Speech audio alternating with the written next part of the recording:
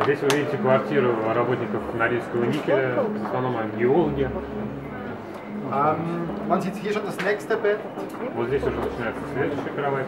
Es ist eine sehr große Wohnung Это большая für квартира. Dixon. По масштабам, по размерам Диксона это очень большая квартира. Das hat wie viele? Ja, also vorhin haben wir gesehen, vor der Exkursion haben wir gesehen, viele Leute interessieren sich sehr und lachen auch bei diesem Bild. Vielleicht ist es wegen der Unordnung.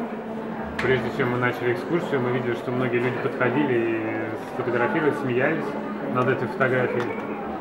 Aber es liegt daran, dass in dieser 13er-Wohnung, in dieser 13er-Wohnung leben 21 Männer.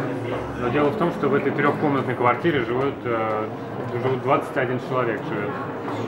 Es gab also, als wir dort waren, war Abend und alle wollten duschen. Es gab eine lange Schlange im Flur. И когда мы там были, людям хотелось принять душ, и в коридоре стояла длинная очередь.